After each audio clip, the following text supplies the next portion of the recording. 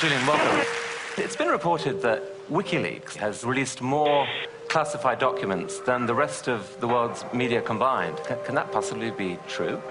Yeah, can it possibly be true? It's a worry, isn't it? That the rest of the world's media is doing such a bad job that a little group of activists is able to release more of that type of information than the rest of the world press combined. Picking up the wounded. Yeah, returning information, engage. Light them all up. Come on, fire. Good evening. They're the secret files from the Iraq Die war. Internetplattform WikiLeaks fast. Det är webbplatsen WikiLeaks som publicerat omkring 400 000 sidor hemligstämplade amerikanska dokument. WikiLeaks have made public the most extensive classified military and diplomatic material ever. What they've released is challenging and provoking governments with skeletons in their cupboards all over the world. We should condemn the disclosure of any classified information by individuals and organizations. The people who are in power will not give that power away freely. That is just, unfortunately, a fact of nature. The Defense Department demands that WikiLeaks return immediately all versions of documents obtained directly or indirectly from the Department of Defense databases or records. It's only now that the true story behind the development of this closed organization is coming to light. But while the world's discussing whether Assange is a rapist or a saint, WikiLeaks continue to pursue their own political agenda. Every release that we do of material has a second message, and that is we set examples. If you engage in immoral, unjust behavior, it will be found out, it will be revealed, and you will suffer the consequences. What we have here is a new breed of rebel, IT guerrillas without a national base. Student digs, coffee bars and server rooms, these are their command and control centers spread all over the world, and the battle's already started. The general in charge of 120 Defense Intelligence Agency personnel targeting this institution and its products.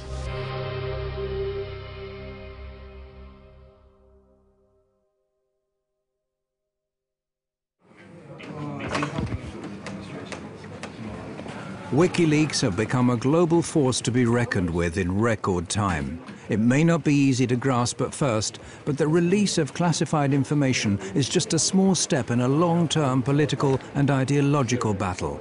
And that leaking classified information is a weapon and not a means unto itself. The public has a right to know materials, and the historical record has a right to have materials of diplomatic, political, ethical, historical significance. If something is interfering with that process, we will undo it.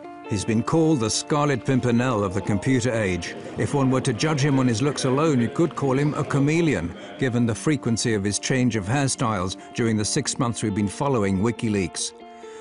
But if you look under the surface, you'll soon discover that Julian Assange has been revolting against the powers that be for a long time. As a teenager in Australia, he called himself Mendax and got a name for himself as a highly skilled hacker. By the age of 21, he found himself in court pleading guilty to some 20 different charges of hacking. Yeah, I mean, we had a back door in the US Military Security Coordination Center. This is the peak security for controlling the security of MILNET, the US military internet. We had total control over this for 2 years. The US space agency NASA is one of the victims of the Melbourne computer hacking syndicate. American investigators, including the FBI, contacted Australian authorities with their suspicions. The court was told the men even tampered with the police investigation into hacking at the ANU. The judge, seeing Assange as just an inquisitive young man, fined him a symbolic sum and released him. However, the trial added further fuel to Assange's feelings about the importance of unrestricted information. Together with some friends, he sets up one of Australia's first internet suppliers and gives people with politically sensitive viewpoints a platform from which to publish their opinions. But when one of his customers publishes secret Scientology manuals, this prompts aggressive efforts to censor him.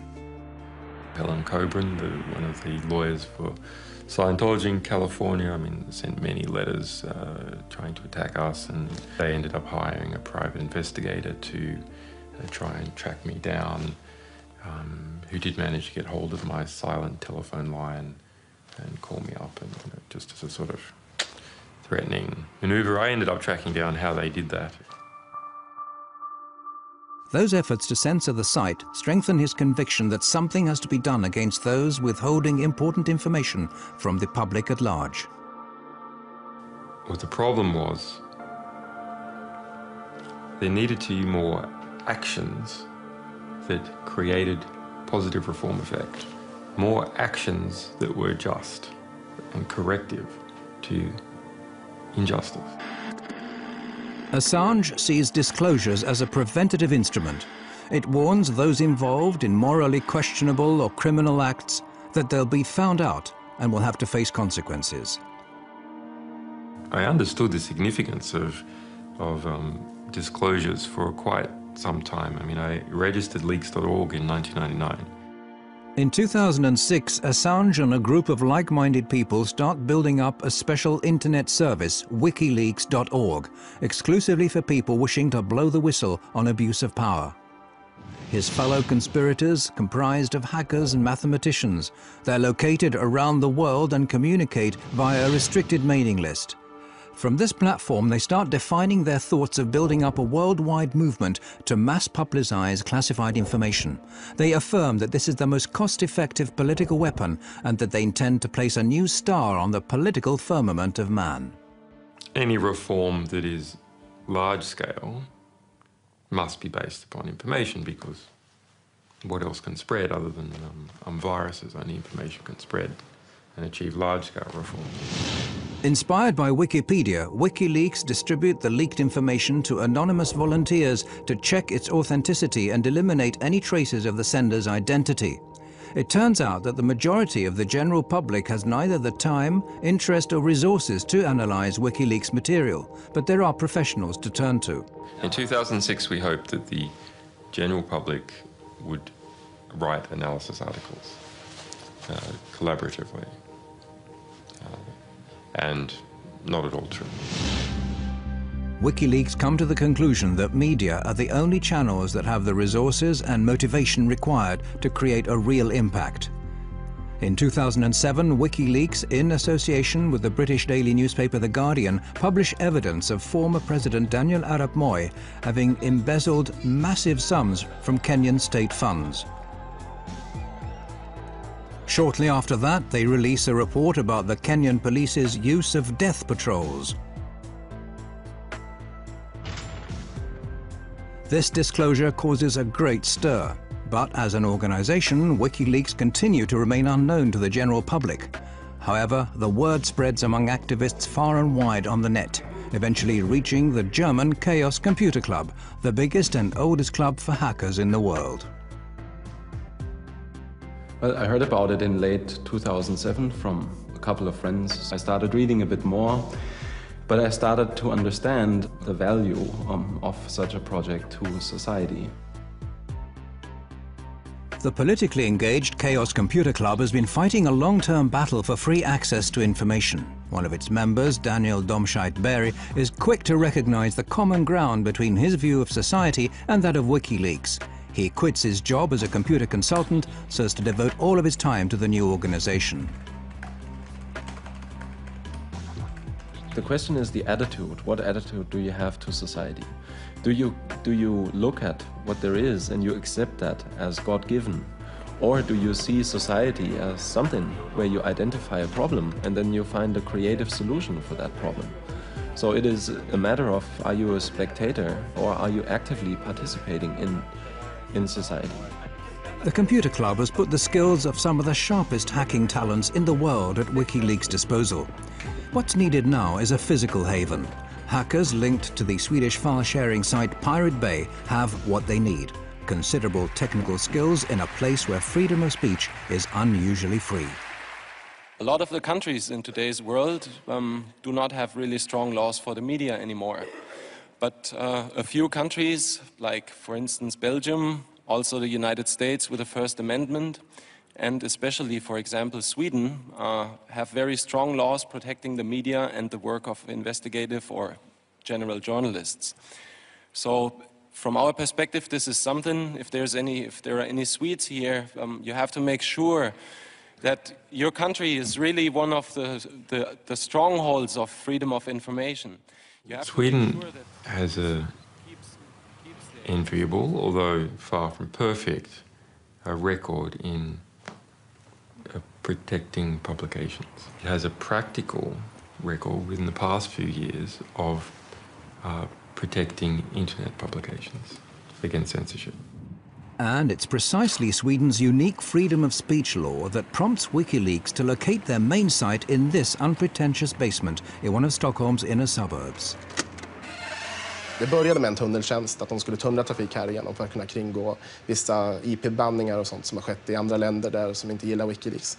Men senare så valde de att ställa även en maskin här där de publicerar materialet ifrån. PRQ offer their customers total secrecy.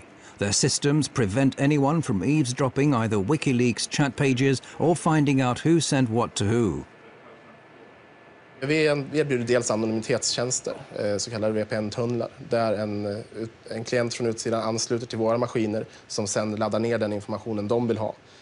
Så om någon försöker spåra dem ifrån slutstationen, så att säga, där informationen kommer ifrån, så kommer de bara komma till våra maskiner.